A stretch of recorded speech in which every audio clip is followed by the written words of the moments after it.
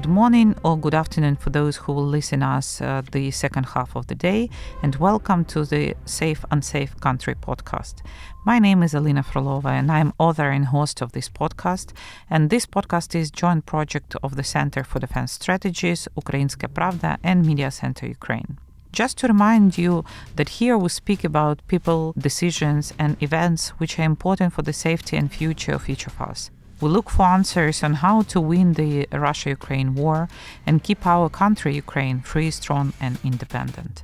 This year, Europe and the whole world is passing through the elections in different countries. Millions and billions of people are electing new governments, and we do understand the high influence on the security situation and geopolitics in which we are present now.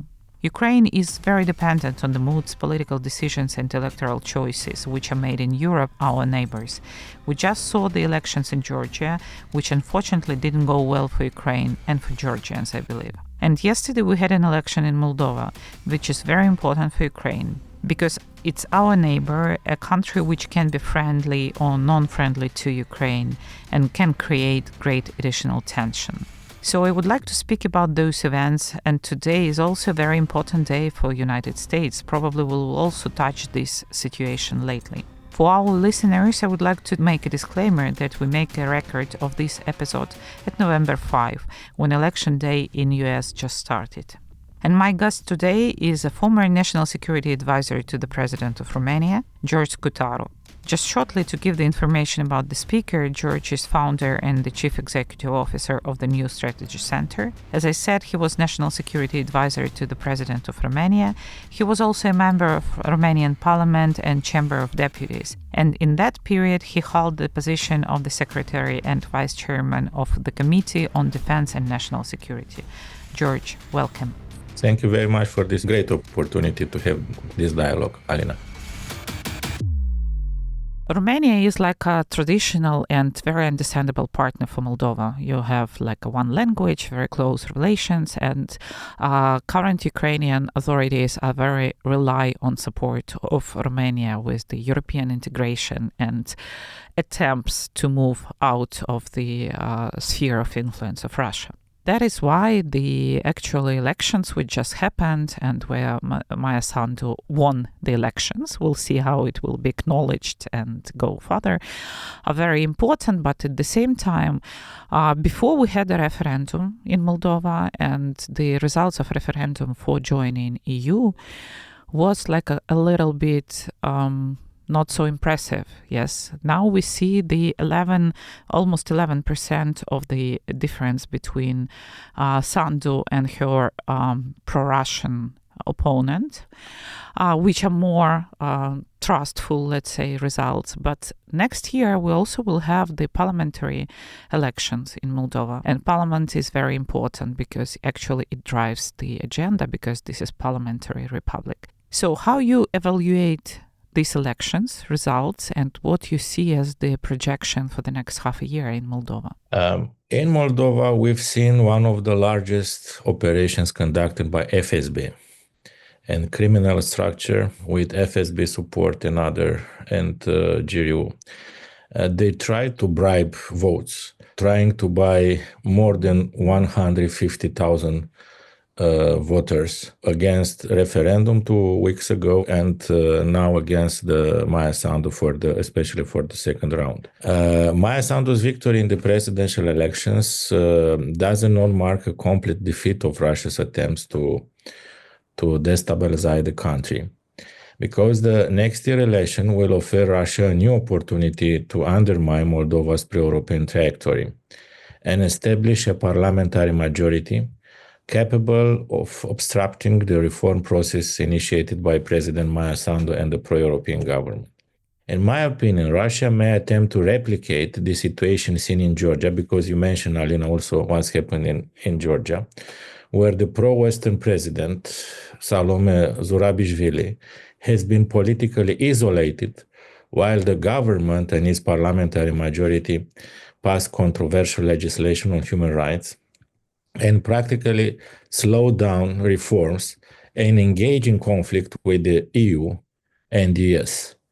Practically without resorting to military intervention, Russia has effectively stale Georgia's progress towards EU integration, and achieving a significant strategic victory in this confrontation with the Western then democratic world.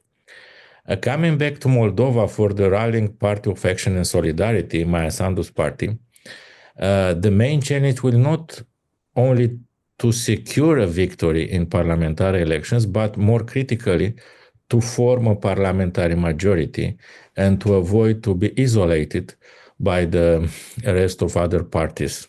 A key factor in the upcoming election will be the position of the party of led by Mayor of Chisinau, Ion Ceban. He was member of former Communist Party, of former Dodon parties.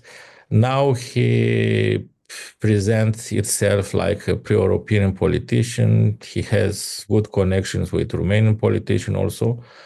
Let's see what's happened with his political future, because it's interesting that now Russia tried to support not pro-Russian officially and pro-Russian politicians, but also Russia will try to engage a softer approach, to have politicians, even with pro-European rhetorica.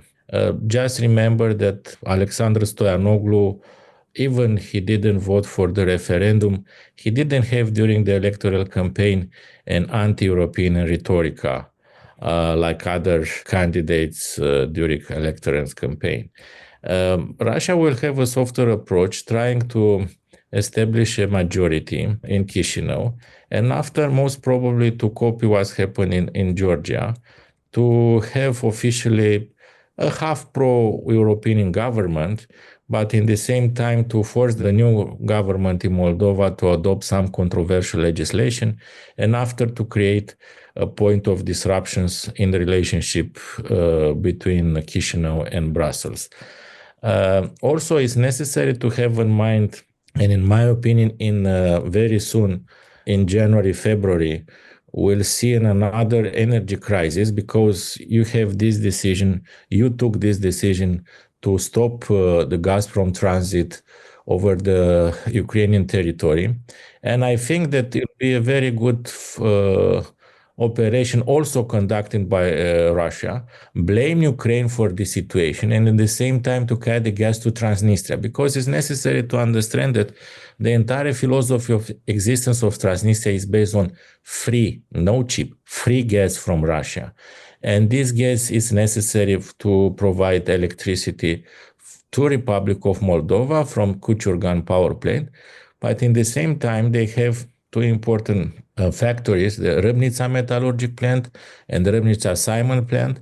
And they are, together with Kuchurgan power plant, they are the biggest providers to Transnistria's state's budget.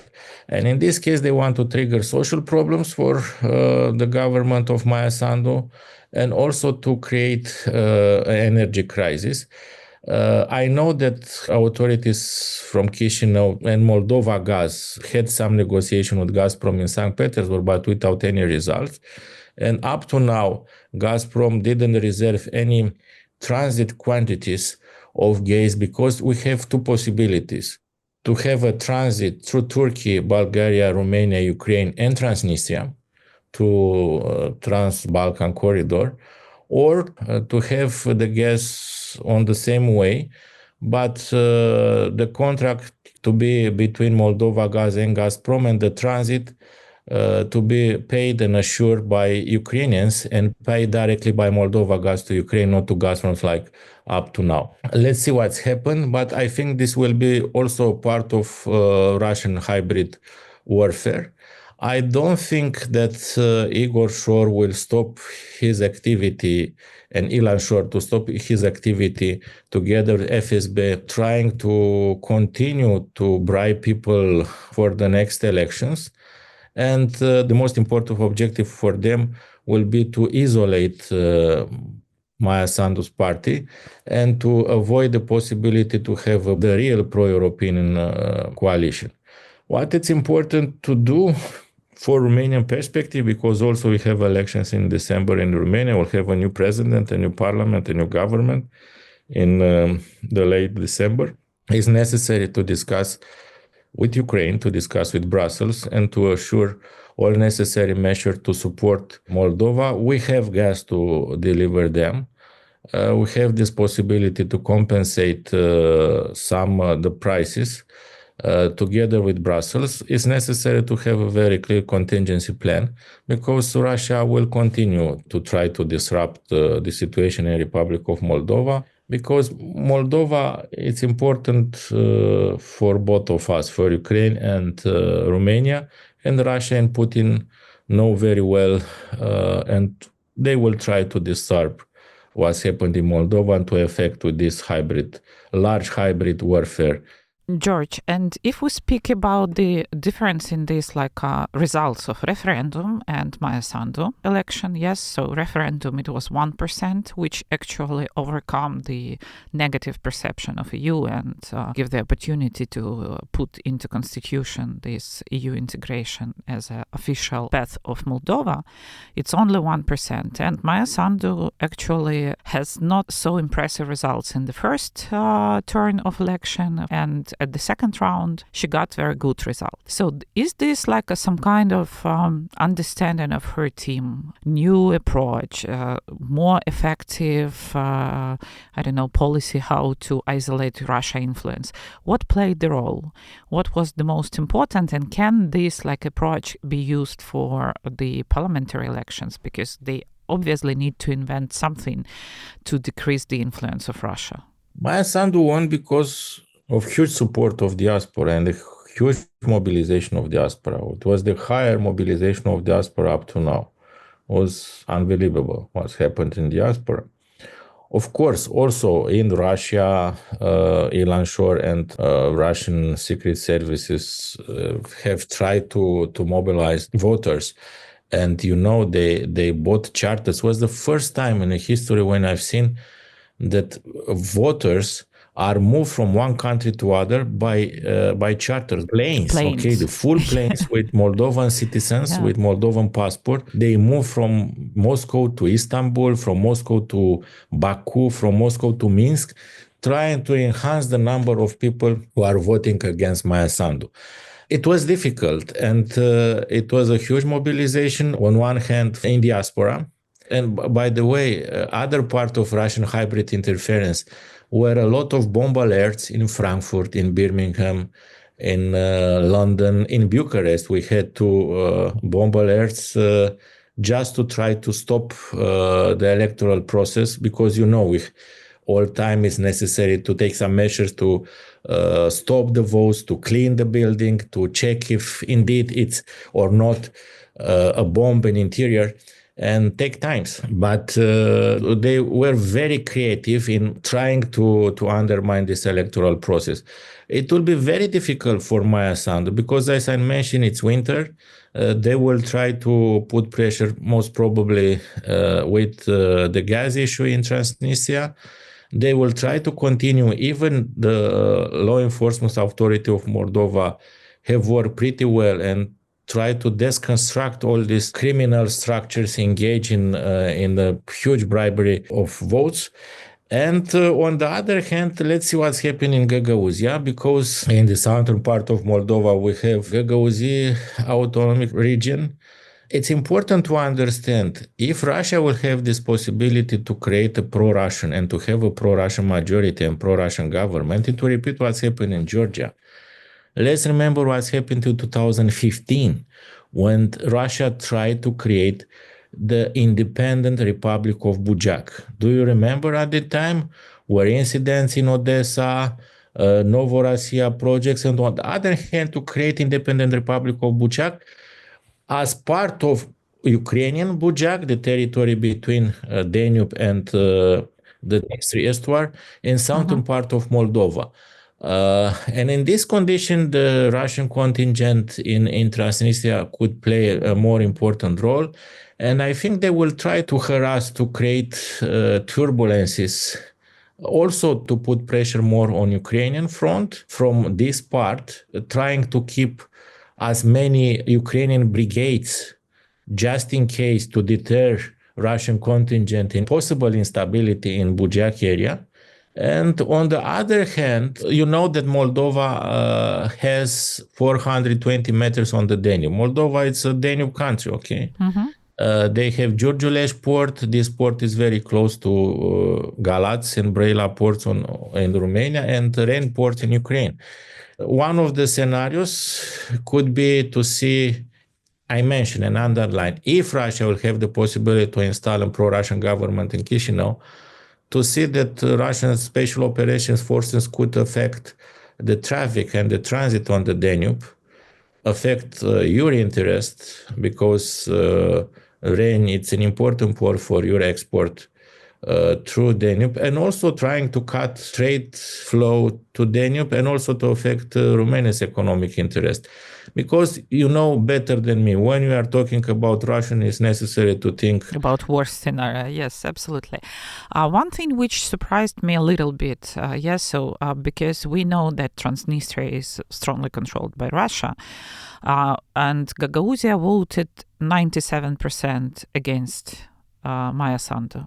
But in Transnistria, more than 20% voted for Sandu.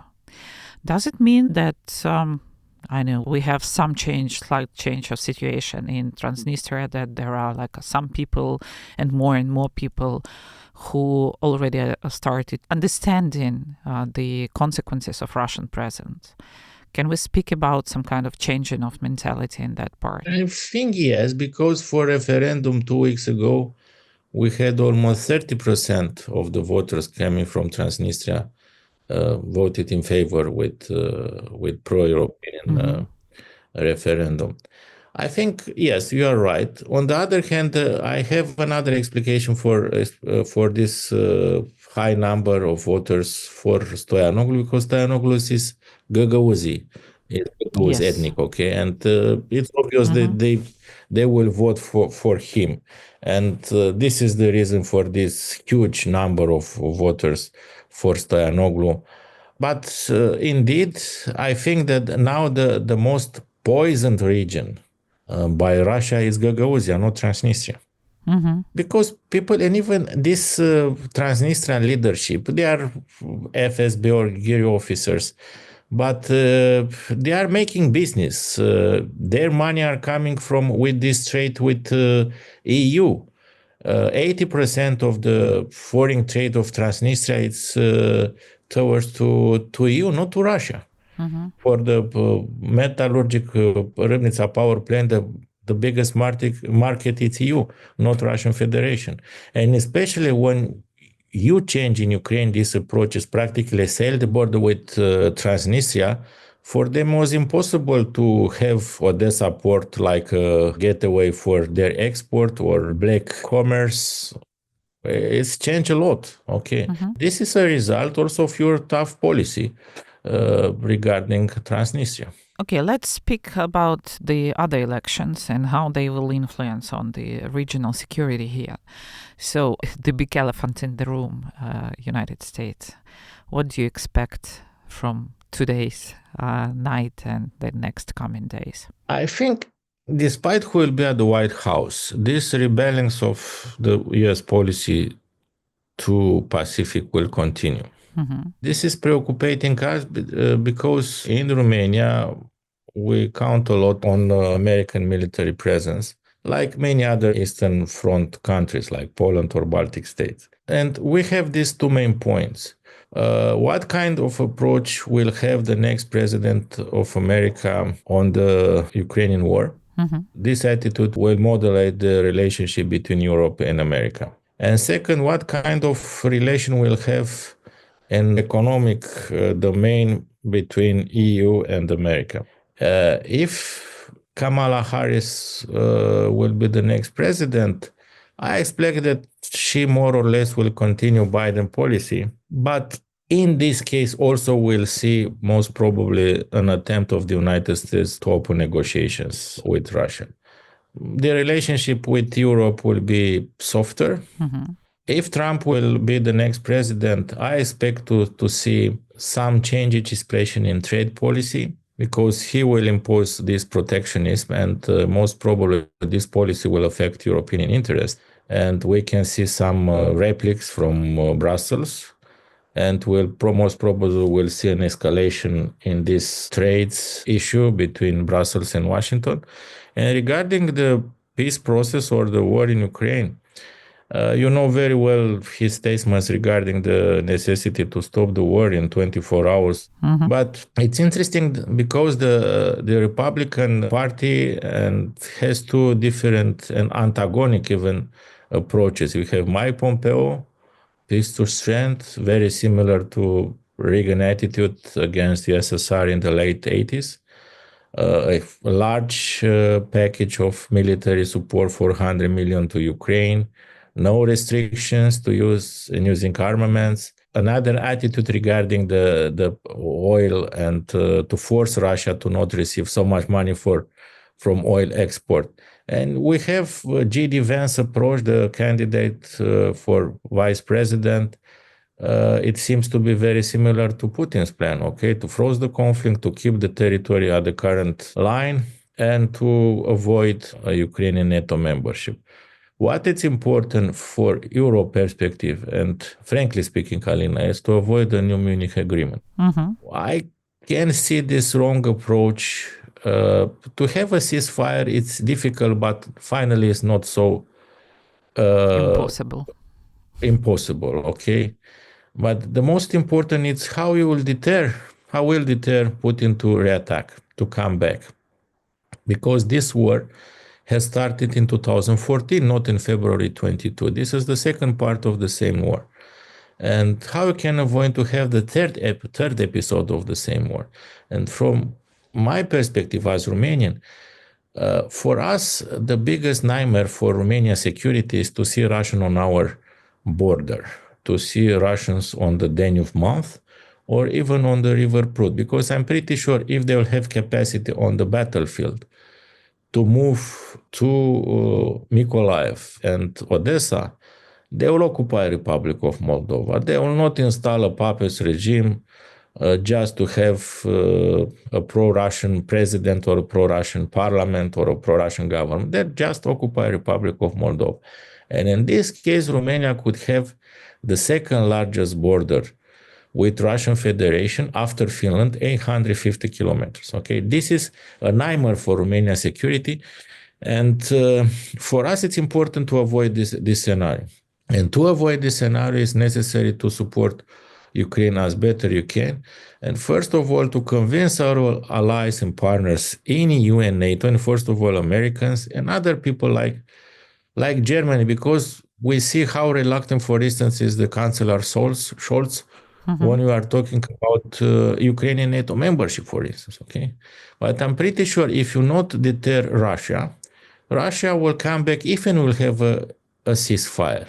Because I don't want to see the next president of America to come to Brussels in a meeting with EU and show us a piece of paper like Prime Minister Chamberlain in 1938 and to assure us that, yes, indeed, we'll have a long peace. And after 3-4 years to have a new war, because I'm pretty sure if you not deter Russia, even will have a ceasefire, Russia will come back and Putin will come back. Because Putin is 72, Putin doesn't have biologically enough time to wait another 8 or 10 years to restart the war.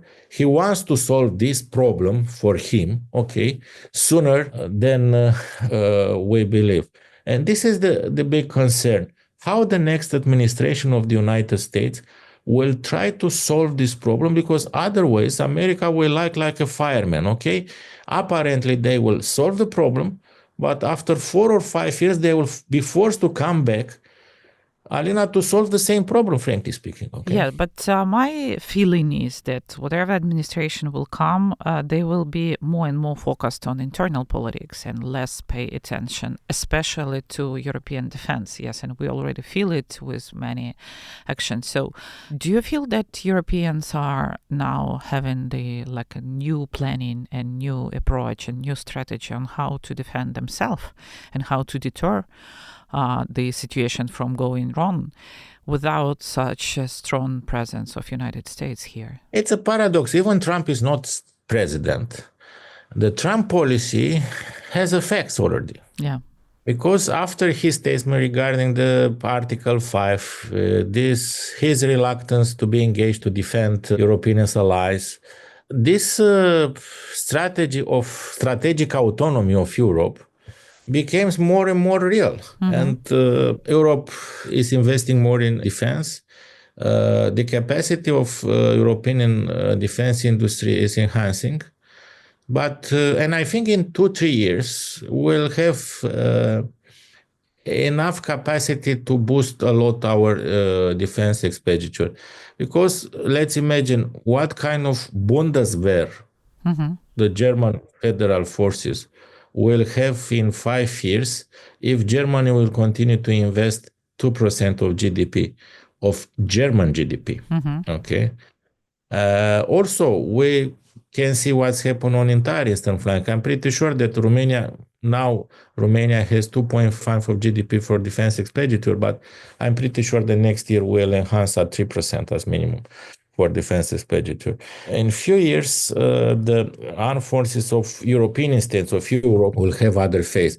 The problem now is how we can fulfill this gap to continue to support Ukraine. Because, frankly speaking, it's cheaper to support now Ukraine than to manage the consequences of Ukrainian defeat on the battlefield. Because the consequences will be huge, will not affect only Romania or Poland. What's happening in Ukraine now will affect the posture of China, of North Korea, of Iran, and all this evil gang with Russia, China, North Korea, Iran will be more aggressive and will be more difficult for the United States to manage to play with 2-3 hot potatoes in the same time. And the problem is how we can fulfill this gap. And because now, frankly speaking, I have many doubts that EU has capacity to compensate the lack of American military support if something happened. And you remember this situation for almost half year. America has stopped the military support for Ukraine, was very difficult. This is the reason for some Russian victories on the battlefield because of this tough condition on the front, triggered by this attitude from the American Congress.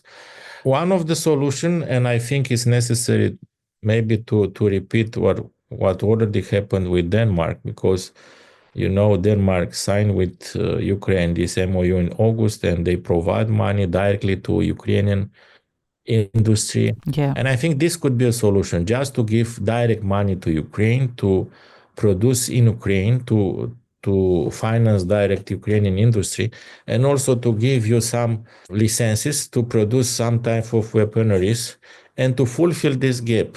But on the other hand, it's necessary to enhance, to boost the support for Ukraine, because you know better than me what kind of situation on the battlefield is this. Okay, so let's finally come to Romania. Yes, so you have also elections, and Romania is one of our really crucial partner, because you have a right side or right view at this war, which is very similar to Ukrainian, and you are part of European Union and NATO. So there is quite a big list of those who are now candidates for presidency. Among them, there are a few, let's say, populistic or far-right people, but they doesn't seem to have any substantial popularity in accordance with prognosis, which we see. Do you expect that these elections which are coming, all the elections which are coming in Romania, somehow will change the Romanian configuration, political configuration on decision-making? And can we expect the continuation of the policy, or there would be some changes towards Ukraine, towards Moldova? We'll have presidential elections and parliamentary elections. We'll have a new president, new government, new parliament. Indeed, almost, I think, 1/3 of the next parliament will be populated by people with anti-Western rhetoric. We have two parties. One is larger, and his president has a good chance to be in the second round, frankly speaking. Okay, but the other part is smaller. It's open in favor of Russia. This is something new on our political aspect between because our traditional nationalistic parties or they didn't have pro-Russian rhetoric. It's happened, and now we'll have probably a party with 6-7% in the parliament spreading all this Russian garbage in terms of narratives with anti-Western and, frankly speaking, a lot of anti-Ukrainian rhetoric. But the next government will be the same, will be formed by the mainstream parties. They will have capacity to assure a good majority. The next Romanian president, even he will be the leader of social democrats or of leader of liberal parties or of or an independent candidate, they will maintain the same policy towards Moldova, towards Ukraine. And I know this is important for you. And it's important also for us because you know very well that last year, through Romania, Ukraine has exported 70% of entire export. Okay. Mm-hmm. We started in March 2022 with a transit of 300,000 Ukrainian cereals. And we reached in October 23, 3 million tons as transit, okay? And it was important for Ukraine, but was also important for Romania. We invest more than $400 million, our money, not from EU, not from the United States, to boost this logistic capacity to support Ukraine. On the other hand, I think it's a paradox, Alina. Even Romania and Ukraine are so close, we only now have capacity to discover each other. Absolutely. Because we live with a lot of stereotypes about Ukrainians in Moldova, about Romanians in Ukraine. And only now we can see that Romania is a good friend, a closer friend to Ukraine, and how we help Ukraine to resist. And on the other hand, you can see that the former big brother, it's not brother, and it's an occupant and your biggest enemy. You mentioned the activity of New Strategy Center. I spend a lot of time in Ukraine. I develop a lot of projects with Ukrainian different institutions and Ukrainian friends because I truly believe in this changes of Romania and Ukraine to build trust and real relationship between our people, to have more connectivity, to have more bridges, to have common transborder projects financed by EU. We have capacity to help Ukraine to move faster to European Union because a stable, democratic, well integrated in EU and NATO Ukraine. We don't want to have an unstable neighbor. A neighbor with social instability or political instability, or a neighbor frustrated because this neighbor was forced to have a shameful peace agreement with Russia. We need a stable Ukraine, and please count on Romania because Romania will continue to support Ukraine. I think this is a good note for end up of our conversation, and I just can say that this is really also for me was a very good partnership within these years. Maybe some kind of unexpected, the level of support and the level of trust which was established between two countries. You're absolutely right that Romania, without like extra public discussions, invested a lot in transportation and supported Ukraine in times when, for example, Poland used very intensively this topic in their political games inside the Poland. So I think, and I'm absolutely sure that we have a lot of work to do with Danube in the Black Sea, yes, to establish security, to help our friends in Moldova, because Ukraine and Romania are quite interested in stability there. And I hope that Romania also will support, and as you do, Ukrainian path to EU. Thank you for this conversation. Thank you for all the work you're doing. Yes, I know you do a lot. And thank you for coming here. Thank you very much, Alina, for your friendship. And за перемогу. Дякую.